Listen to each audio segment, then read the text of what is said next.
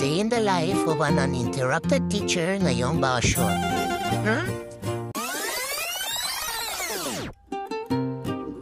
A day in the life kasama ang mga tropang gala. Ha?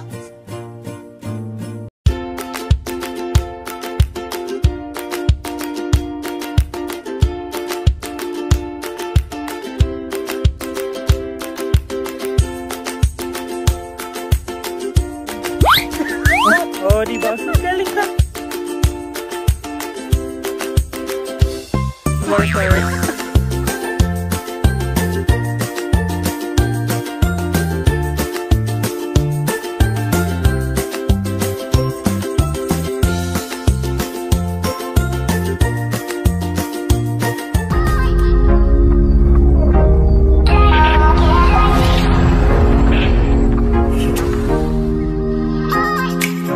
So yun mga baluga, welcome back another vlog and another day na naman po mga baluga sa maligayang pagdating sa Inulugang Tagtap Protected Landscape na matatagpuan sa Antipolo, Rizal. At bago nga tayo pumasok ay sinusuri ang mga personel ang mga babo upang tiyakin ang kaligtasan at seguridad ng bawat isa. Pagdada na pala may nakikita mo na ang mga activities na pwede mo ma-experience dito. Isa na dito ang mga hanging bridges sa pagitan ng mga puno. Hello! Habang bumababa ka nga sa hagdanan, tinunti mo nang naririnig ang nakaka-relax na tunog ng tubig. Nga tayo nga. Gibumbunan naman ni Sir Glenn tonight. Baluga!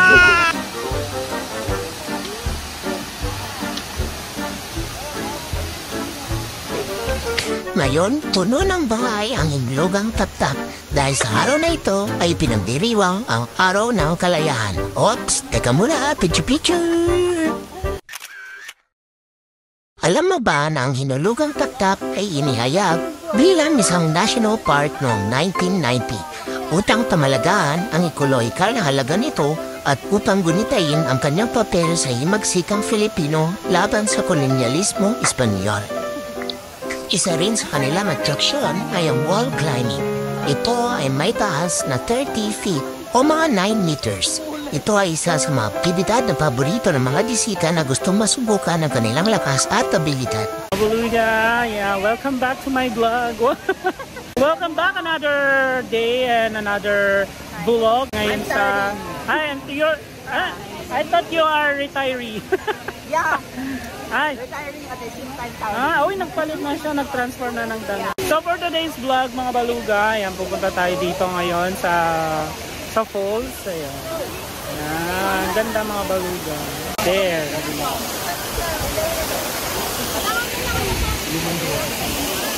So far, mabula-bula, tapos, refresh. Malansa. Mga baluga, welcome to my vlog. Yun mga baluga, pinagpawisan tayo. May nakita po sila. Interview natin sila. Kamusta naman Ma'am Tess? Pamamasyal dito sa Inulugang Tagtap. Malamig. Ang videographer ng Ma'am Pere. Papasabi ka na lang ng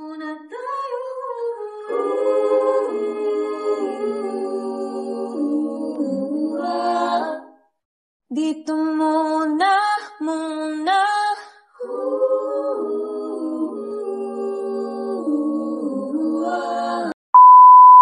Huwag muna tayong umuwi. Dito muna.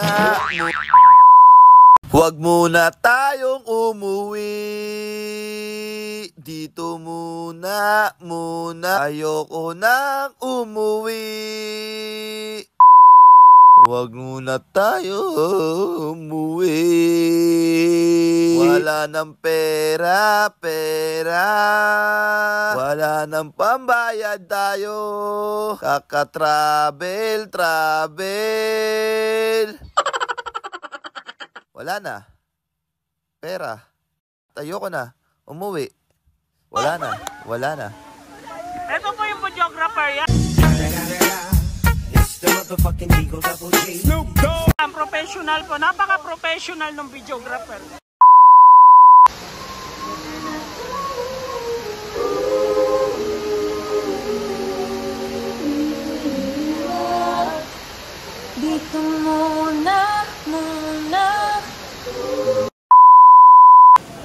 meron din silang malawak na space para ma-accommodate ang lahat ng mga bisitang gustong maglaro, ng picnic o di kaya mag-relax.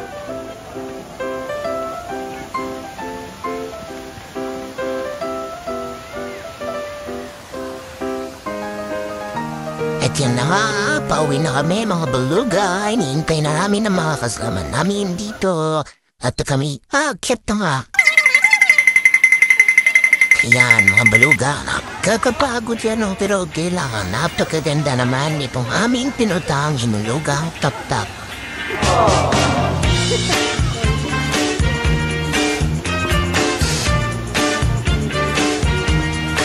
A few moments later. So currently na dito po tayo sa Pintuan. Ay!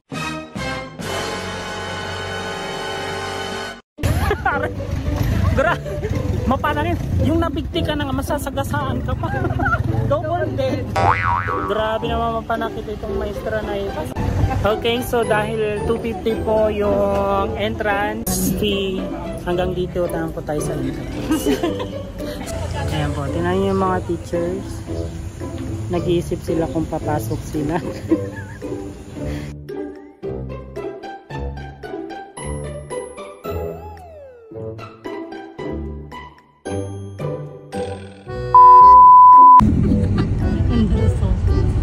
Real Cove Resort.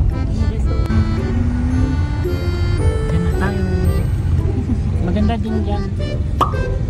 Billiard. Yan, so nandito po kami ngayon sa Kagubatan. Ayan. Kagubatan, tingnan nyo ang ganda. Oh, diba? Yes, hi vlog. Hi to my vlog. Ganda. Ayan o.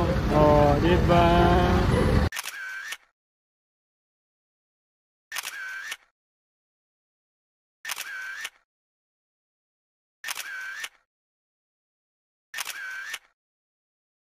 A few moments later.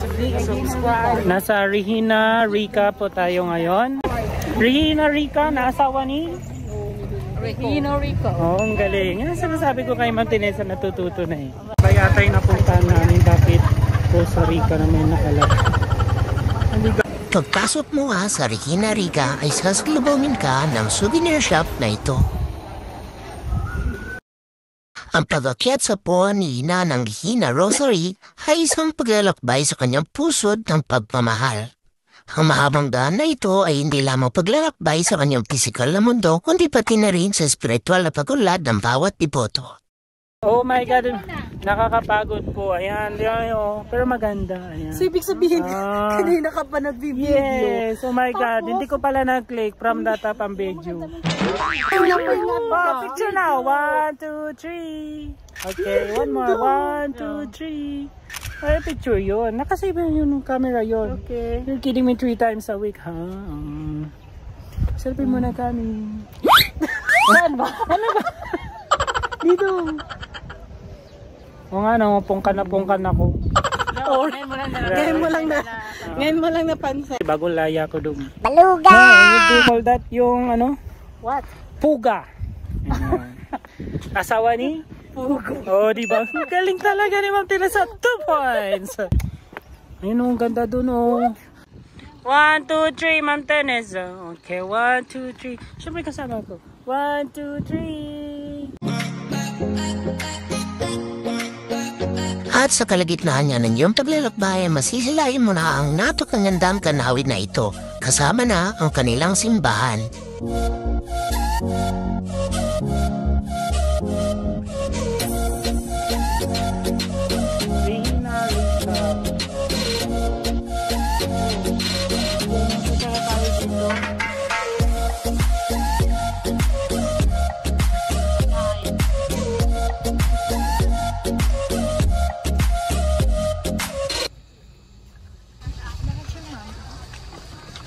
Huh?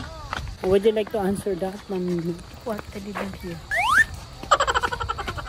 Why, Mama? She's female. Asan si Ma'am Teresa? Naiwan ba o nauna na? Ay, tingnan mo, yung hinintay namin, nauna na pala doon. Ayun o. Ang baluga o. Ang scenery dito, nakakapagod pero maganda naman siya. Oo. Sulit naman kasi nga wala namang bayad. Oh.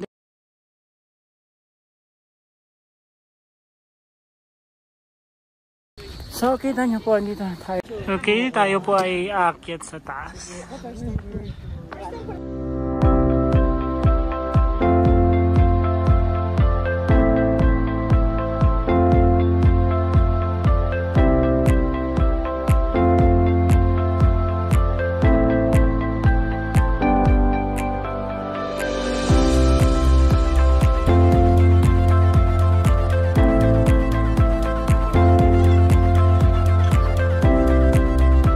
Alam niya ba na ang RICA sa Regina Rica ay nangangahulugang Regina Rosary Institute for Contemplation in Asia?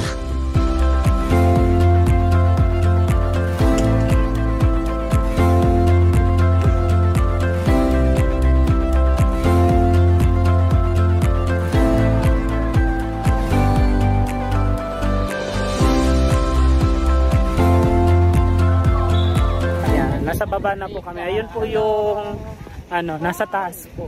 Si Mama Mary.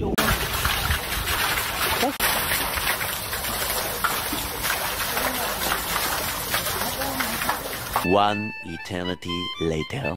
Welcome to Pililla Rizal, home to one of the Philippines' largest wind farms. Ang wind farm sa Pililla Rizal ay isa sa pinakamalaki sa Pilipinas. Tinubuo ito ng 27 matataas na windmill na nagbibigay ng malinis at renewable na energy sa lokal na komunidad. Ito si windmill. Ako ang original. I-follow nyo po sa Instagram tsaka Petbook. Windmill po. Pamain na lang po. Ay, hindi pala. Namain na pala yan. Nasaan ba yung tubo?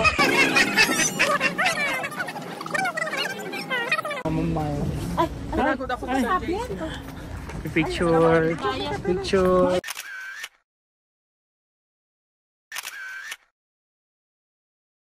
Play it out. Naka-video na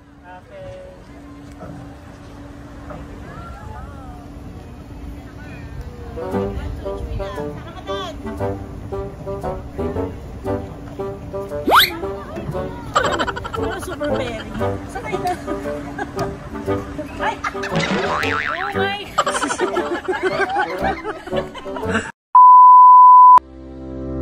Dahil sa kanyang magandang tanawin at kaalagaan sa energy, ang wind farm sa Pililla ay naging isang atraksyon sa turismo sa Rizal.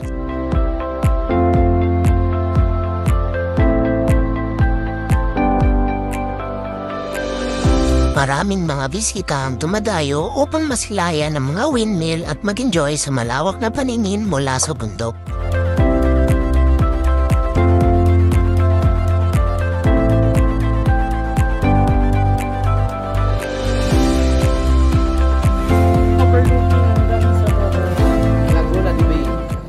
Nakikita ko na yata yung farm ni Alice Go. Yan, tingnan nyo naman kung gaano ko kaliit. Hindi na sumasayad yung pako sa simento. Ano ba yan? Yan. Ang wind farm sa Pililla Rizal ay itinayo noong 2015 bilang bahagi ng pagpapalawak ng renewable energy infrastructure ng Pilipinas. Ang natural na. Tcharan! Nandito po kami sa windmill. Kung may windmill po sa ang tawag doon sa Ilocos Sur, may windmill din po dito sa Pililla Rizal. Ayan po yung windmill. Ito. Si windmill talaga. Yung totoo, Ma'am Teresa, saan ka galing? Bakit puti-puti ka? Ay, doon po. Ako po nagpintura dyan. Grabe siya. May sideline ka dito, Ma'am Teresa. Grabe. Hanggang Pililla Rizal po, inabot ni Ma'am yung sideline po niya. Kumikita ka buhayan kahit saan. Grabe. Kaya kung nangailangan po kayo ng construction worker, available po si Ma'am Teresa, i-hire nyo na lang po. Yun sila, Ma'am. Tapos ang binibidyo ni Ma'am, yung nagbibidyo din. Yes. Matatanaw mo rin dito ang bahagi ng Laguna de Bay, pagaman hindi ito ang direktang harapan ng lawa.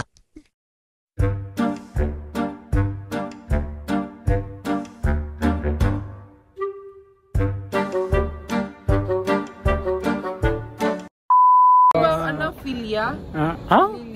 Pilya. Sapatos yun. I feel ya. Oh, you feel me? I feel ya. you.